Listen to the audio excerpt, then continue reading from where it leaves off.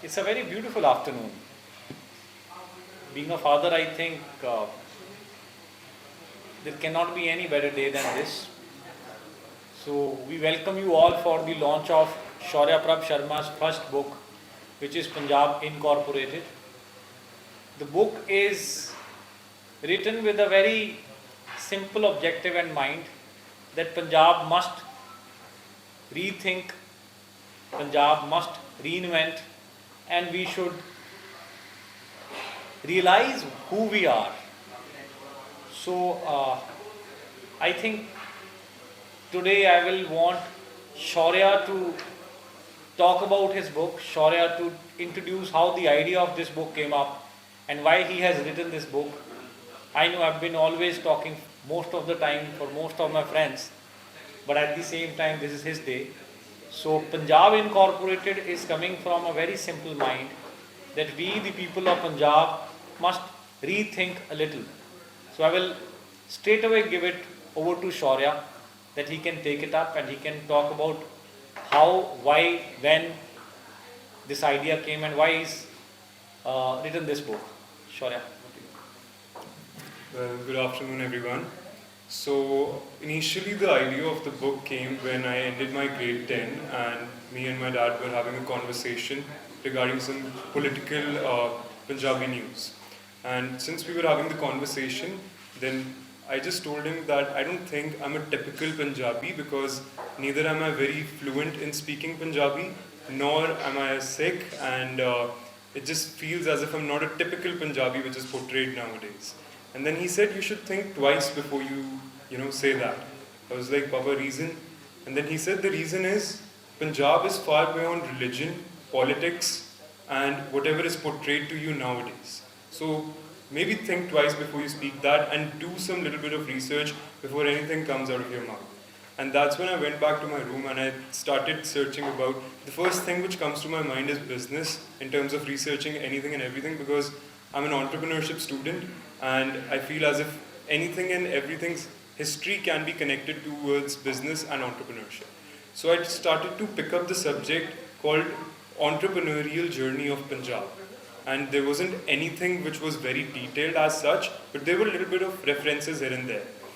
And when I started with the idea, I just thought one thing that nowadays all of my friends around me, they're concerned, typically saying that killa kad ke apan ek defender le lenne hain.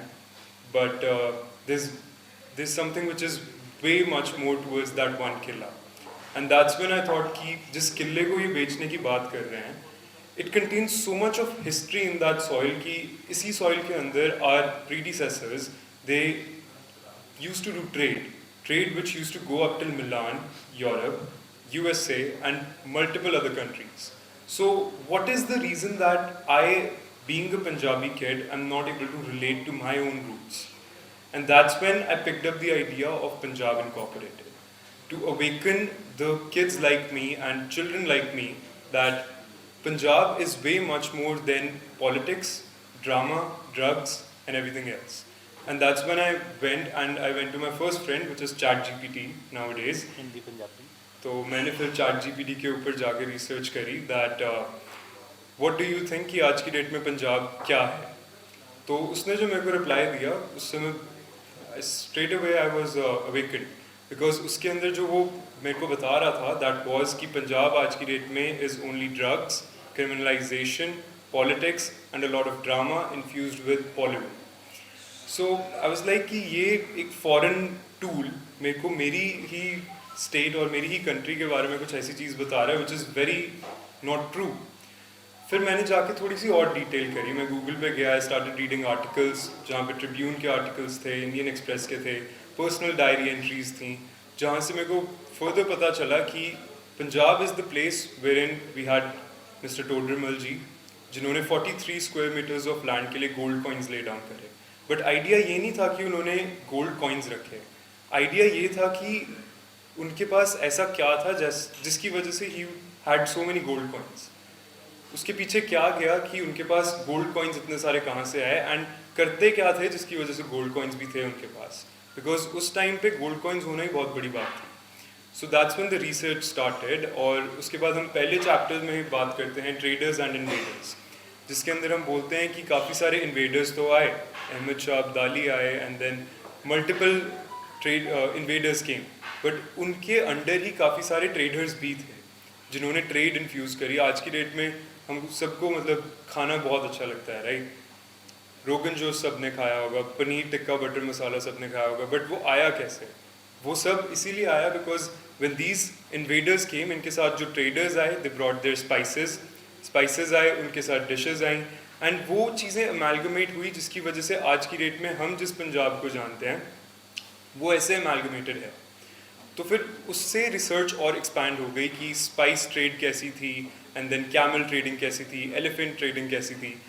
इससे idea और बढ़ता गया and it came down to succession, which is the last chapter. उसमें हम ये बात करते हैं कि ये जो फॉरगॉटन पंजाबी वैल्यूज़ हैं, जो कोर वैल्यूज़ हैं जिसकी वजह से हम आगे जा रहे हैं, ये कैसे आगे लेके जाई जा सकती हैं और इनके कुछ टेस्टामेंट एग्जाम्पल्स क्या हैं। जैसे हमारे पास ट्राइडेंट ग्रुप है, इवॉन साइकिल्स है, हरतेक सोलर है। So that's what chapter 8 talks about. So basically अगर आप देखेंगे, it's a journey which starts with what was Punjab before 1947, before even we could understand what business was, and what was the entrepreneurial spirit of Punjab, जिसको हम आगे explore कर रहे हैं। महाराजा रणजीत सिंह और बाकी चीज़ें सारे चैप्टर्स एक्सप्लेन करते हैं, सारे चैप्टर्स एक्सप्लेन करते हैं। सो स्टार्टिंग में when we start off with the first chapter, सबसे पहले चैप्टर में जैसे मैंने बताया हम ट्रेडर्स एंड इन्वेडर्स की बात कर रहे हैं, जो आगे बढ़कर सेकेंड चैप्टर के टूवर्ड्स आ जाता है महाराजा रणजीत सिंह जी के पास, who was, in my words, the entrepreneurial edge awakening person who actually took entrepreneurship in his hands during those times, और उन्होंने इस चीज़ को समझा कि मेरे पास मुगलों के थ्रू एक ऐसी डायनेस्टी आई है जो इस टाइम पे टूट रखी है, इसको हमें जोड़ना है और इसको आगे ले जाकर हमें ट्रेड और साथ के साथ सबको इकट्ठे लेके आगे चलना है, विच is the value of a true leader जो आज की डेट में हमें पढ़ाया जाता है। सो उस केस को अगर हम थोड़ा और एक्सपैंड करें, हमें पता लगता है कि उन्होंने सर्टेन ट्रेड लीव्स आगे जनरेट करवाई, स्टैम्प्स आई, और फिर टैक्स उन्होंने ईज्ड आउट कर दिया, जिसकी वजह से जो ट्रेड थी वो और ज़्यादा उभर के आई। और जब वो हुआ उसकी वजह से ट्रेडर्स को और ज़्यादा जगह मिली टू ग्रो, जिसकी वजह से फर्दर जब वो आगे गए तो वो ट्रेड मिलान तक पहुंची, यूरोप तक पहुंची, and it reached across the world.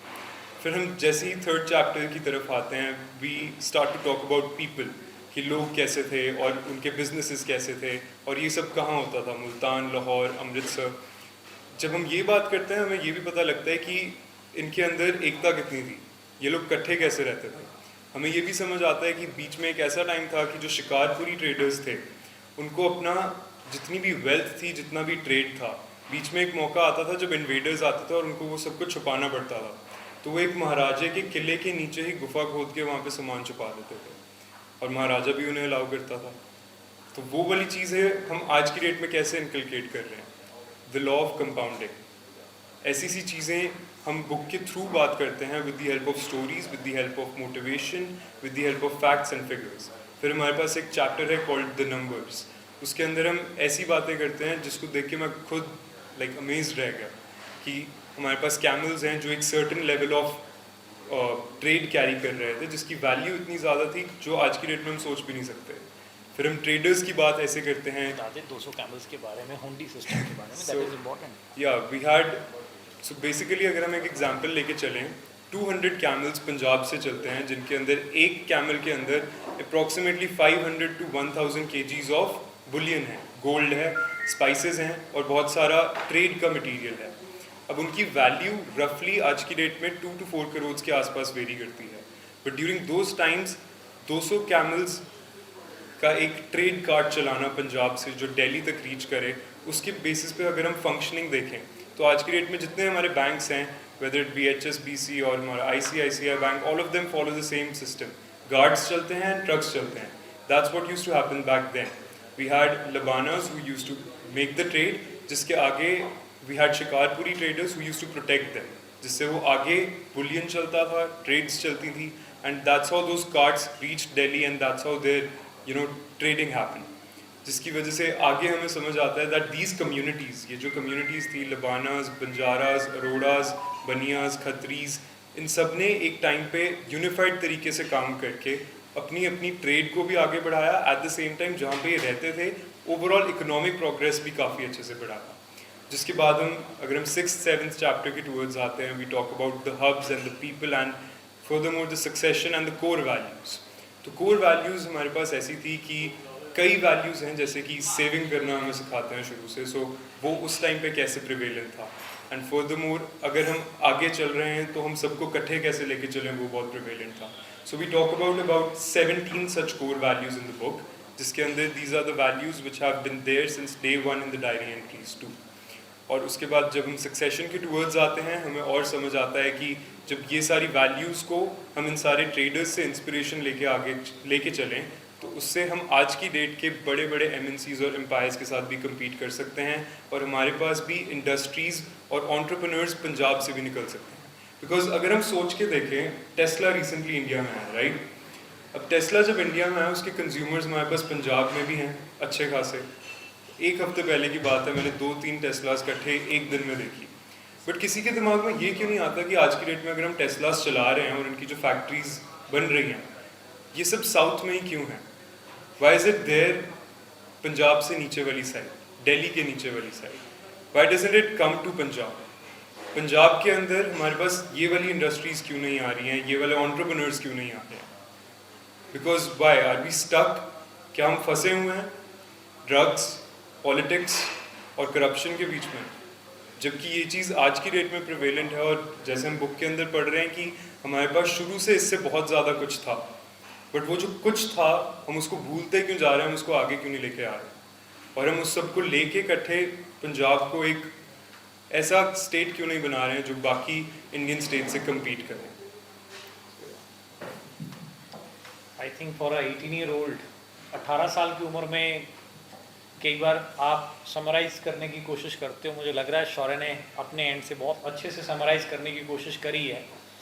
As a father I think I witness this entire journey. मैं इसके साथ पिछले ऑलमोस्ट 1 साल से इस प्रोजेक्ट को देख रहा हूँ, फील कर रहा हूँ। तो मैं अपनी भाषा में थोड़ा और इसको एक्सप्लेन कर दूँ तो ये जो सोच थी, ये सोच है पंजाब की। बेसिकली शौर्य का क्वेश्चन ये था कि क्या मैं पंजाबी हूँ। पहले इसने बोला मैं तो पंजाबी नहीं हूँ, मैं तो हिंदी भाषी हूँ। मैंने कहा नहीं भाई, गलत है।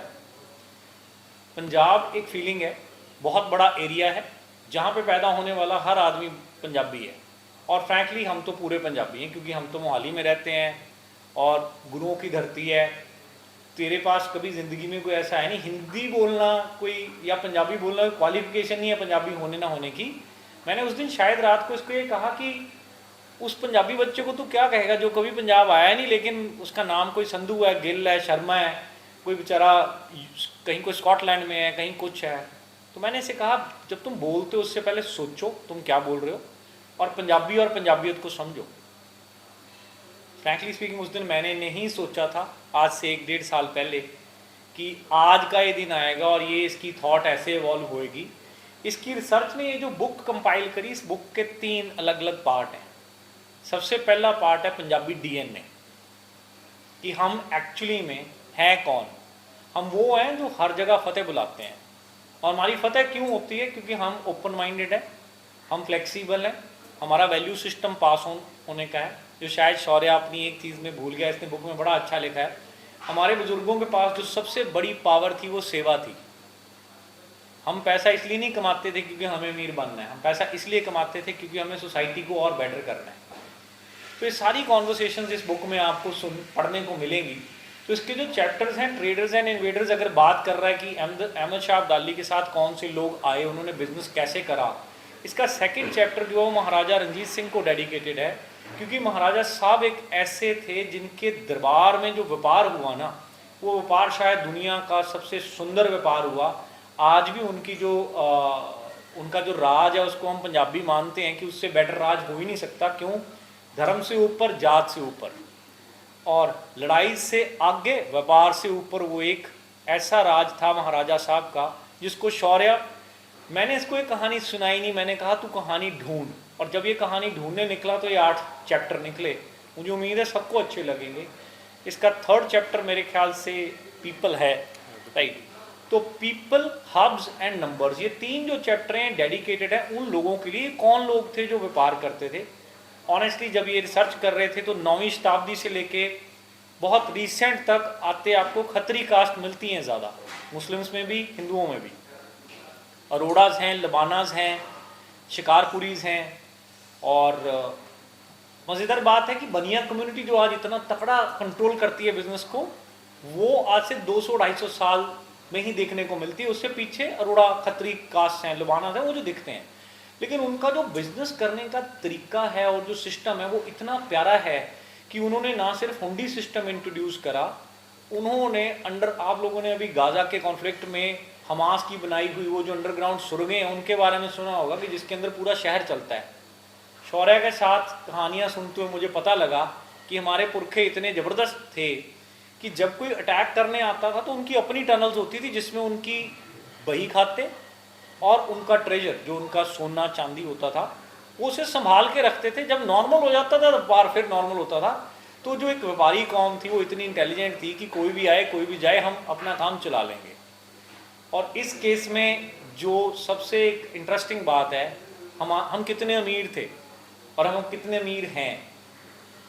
मैं बाय चांस पिछले साल बाकू में था, वहाँ पे मुझे फायर टेम्पल दिखाने के लिए ले जाया गया। तो फायर टेम्पल के बाहर 2 तख्तियाँ लगी हुई हैं जी। एक में गणपति जी का लिखा हुआ है मंत्र, ओम गंग गंग गणपतये नमो नमः, और एक में लिखा है निर्भव निर्वैर अकाल मूर्त। मैंने गाइड से पूछा, मैं कहा ये 2 यहाँ क्यों है, तो मुस्लिम कंट्री है, तुम फायर टेम्पल बोले हो। तो उसने मुझे एक्सप्लेन करा ये एक्चुअली में सराय, जो सराय बोलते हैं इनकी जनरेशन वाले और पुराने वाले सराय बोलते हैं, वो सराय खरीदी बनाई मेंटेन हमारे व्यापारियों द्वारा करी गई। तो आप सोचिए कि हमारा जो वेल्थ था वो यहाँ नहीं था, वो यूरोप तक हमारे जो व्यापारी थे वो ओन करते थे पूरा सिस्टम, और वो इकट्ठे ट्रैवल करते थे। शौर्य ने सारी जब कहानी को कंक्लूड करा तो जो लास्ट चैप्टर है वो सक्सेशन है, जिसमें श्री प्रताप सिंह कैरों जी से होते हुए इसने ट्राइडेंट को भी रेफर करा, हटेक सोलर को भी रेफर करा। मैंने इसकी कहानी में ज़्यादा इन्वॉल्व नहीं किया खुद को, क्योंकि मैं चाह रहा था कि अपनी कहानी अपने तरीके से कहे। तो उस कहानी में आपको 18 साल वाले बच्चे की एक फीलिंग भी समझ में आएगी, लेकिन ये कहानी पंजाब की है, ये कहानी पंजाब के लिए है। और as a author I think Shaurya Prabh सिर्फ एक मैसेज देना चाह रहा है हर उस बच्चे को जो पंजाब में है। और फ्रैंकली स्पीकिंग हम जिस पंजाब की बात कर रहे हैं वो सिर्फ जोग्राफिकल ये वाला आज का पंजाब नहीं है, वो पाकिस्तान में जो रह गया वो पंजाब भी है, वो हिमाचल भी है, वो हरियाणा भी है, क्योंकि हम सारे उस मिट्टी के हैं, उस डीएनए के हैं कि जब हम काम करने पे आएंगे इस देश में से बहुत कुछ निकलेगा। मैं कंक्लूड करूँगा शौर्य की एक बड़ी इंटरेस्टिंग केस स्टडी से जो इसने मुझे बताई कि जब I don't know which car brand he was talking about, कि जब वो कार ब्रांड इंडिया में आया तो उनकी मेरे ख्याल से ऑलमोस्ट 200 कारों की कोई सेल थी। Please I think he can elaborate better. So basically this is about 2022-21 के आसपास Lamborghini ने अच्छी खासी सेल्स करी इंडिया में। So this is a rough estimate out of all the numbers that were provided. तो लेट्स से अगर 200 गाड़ियाँ इंडिया में आई, उसके अंदर से 121 गाड़ियाँ नॉर्थ इंडिया में आई, जिसमें से 67 पंजाब में। तो उससे मेरे को ये समझ आता है कि अगर हम पंजाबीज आज की रेट में 3.5, 4, 5, 6, 12 करोड़ की गाड़ियाँ ले रहे हैं, एट द सेम टाइम हम अपने आगे बच्चों को भी यही सिखा रहे हैं, हमें भी यही सीखने को मिल रहा है that flamboyancy is being Punjabi, being loud is Punjabi, going to Delhi, Bombay, Dubai and telling the world that I am a Punjabi through multiple sources, गाना गा के, यू नो, कुछ दिखा के in terms of fashion, flamboyancy basically. But कहीं ना कहीं पंजाब में उससे भी ज़्यादा तो कुछ है। अगर हम आज ये फ्लैम्बॉयंसी शो कर पा रहे हैं, उसका एक ये रीज़न भी है कि हमारी ट्रेड रूट्स हैं, और ये ट्रेड रूट्स को ही हम आगे एक्सप्रेस करने की कोशिश करें। कुछ और कहा था, मुझे लग रहा है ये कॉन्वर्सेशन अपनी उस दिन की थोड़ी रिलेट करनी भूल गया है। इसने उस दिन एक बड़ा इंपॉर्टेंट पॉइंट कहा जो मैं सारे मीडिया के दोस्तों को कहना चाहूँगा। इसने कहा, पापा जब हम इतनी महंगी कार खरीद सकते हैं तो यहाँ वो महंगी कार बन क्यों नहीं रही? किसी भी कंपनी की मैं बहुत बड़ी मार्केट हूँ तो वो कंपनी इन्वेस्ट करने के लिए पंजाब के लिए क्यों नहीं सोचती? उसका रीज़न उस दिन जो हम दोनों की कॉन्वर्सेशन में निकला था वो शायद इसलिए क्योंकि पंजाब में व्यापार की बात कम हो रही है, बिजनेस की बात कम हो रही है, इन्वेस्टमेंट की बात कम हो रही है। ये एक 18 साल के बच्चे की फीलिंग है, मैं अपनी सारी गवर्नमेंट्स के लिए उतना ही कमिटेड हूँ जितना कोई भी नागरिक होगा। हम किसी की भी एफर्ट को कहीं पे भी ना जज कर रहे हैं, ना उसको कहीं क्रिटिसाइज कर रहे हैं। लेकिन इसकी उस दिन की बात में मुझे एक क्वेश्चन के अंदर एक बहुत बड़ा आंसर समझ में आया कि we are the biggest consumer market in this country, और हमारे पास उतना ही बिजनेस में शेयर कम है। So with this I think I will thank you everyone, and Shaurya should thank everyone. Thank you everyone for being here.